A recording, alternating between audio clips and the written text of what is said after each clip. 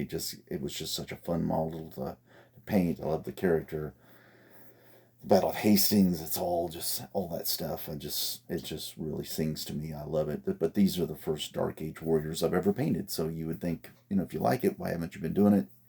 I don't know, but I am now. So with the shield, as with the Vikings, they haven't had a matte varnish put on them yet, because I'm thinking about ordering shield transfers for them and putting shield transfers on them, and before I go and do the matte varnish and everything.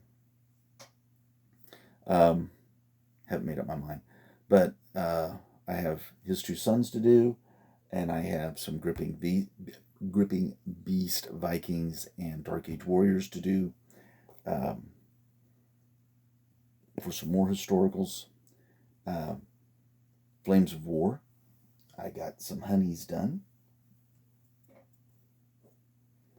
This is the regimental command for my Grant squadron. Actually, there's 4, but I can't get all 4 in the picture. Very simple paint job on these guys. It's I primed them a dark gray, gave them the base color of a dark sand, gave them a wash and then a highlight, and bingo, picked out the commander, the machine guns, the treads and stuff like that. And these went fairly simply. Although I have to try to get, they were a little bit too dark, so I had to go over with the dark sand and highlight them up a little bit more. I'm trying to work my way into that much lighter sand color the way they do in the book. It almost looks too white to me. But they're mine. I'll paint them the way I want. Okay, so next up, staying with historical, on my last visit, doing 15 millimeter infantry. Here we go. So I've got a platoon done. Now, 15 millimeter infantry, that's pretty small stuff. So, again, it's just a straight up, you prime them, you give them a base sand coat, and then you just highlight it up to a khaki and darker khaki color. My guys are a little darker, again, than what they are in the Flames of War book. I didn't do a whole lot of highlighting on the guns and stuff at 15 millimeter, really. Unless you're going to be taking some really detailed photos of them, I don't see the sense in it. It'd be like what you're going to see mainly notice on the table: guns, helmets, and maybe an arm or a pack or something. But other than that, so I didn't maybe. I left the packs a little darker,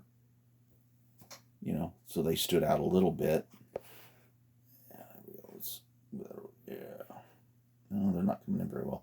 But anyway, the helmets are done, and I highlighted them up a little bit with my big hand out of the way. You can see that, like, from the tabletop, you'll be looking down on their helmets, and their helmets are just a little bit lighter. That's what I did for those guys. But at 15 millimeter, I would imagine, like a historical, like a Roman or a Celt or anything, what you would see is the head and the shield, maybe an arm or a spear or something, and across the table at 15 millimeter. How much detail do you need to do, unless you're really going to take them close-up photos, which I'm really not going to do. But kudos to those who can. I did see a guy, he did, now I have these guys in 54 millimeter. And I actually saw a guy, he did these guys, same guys, same sculpts and everything, in 15 millimeter. And he did the stripes on the pants, and he very detailed. Kudos to him. I don't remember, I was just going through, I think it was on Instagram and stuff. I was very much amazed at 15 millimeter, the amount of detail he went into. Not going to happen.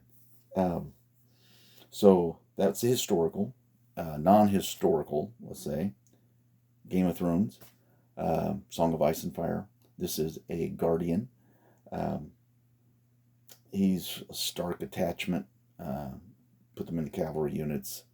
Um, you know, in that sort of game, gives them pluses of some variety or another. I can't remember what it is right off the top of my head. But I got him done. I've got another one like this to do, and then in another box, and then I got a bunch of infantry attachments there. So they're on the spit to be done. Next up, flowers. I've been noticing guys that do that, especially like the Napoleonic Wars and stuff on some of their bases. They have a lot of flowers and stuff on their bases, and I think I'm going to try to ratchet up some of my bases a little bit and give them a little bit more color and definitions instead of just the basic, sort of green tuffy stuff with a rock or two on there, and maybe add some flowers and stuff on there. I think especially like on a character base like this, something like that really helps put it over the top. And then these are from a company called Wormtree. I just got them off Amazon. Matter of fact, they just came in today. Then I also got these. These are like more for like, I don't know, yeah, I'll just do them like this. Railroad dioramas and stuff. And they're a little bit bigger, a little taller. So I think putting those on like unit trays for those Song of Ice and Fire, stuff like that, they'll a little bit more of a detail and dimension to it. I'm not sure what army I'm going to use them with, but we'll see. It's not going to be Starks, because Starks has a lot of snow on the base. I think they might go with my Tullys, and much more green and lush. And I was going to originally do them in a fall color scheme, but I think I've decided against that. I think it's going to be more of a life essence sort of a thing instead of that cold and mud and the dark stuff that I did for my neutrals and that sort of thing. Coming up next week, more Vikings, Harold's Two Sons, some more attachments for Song of Ice and Fire. I have a unit of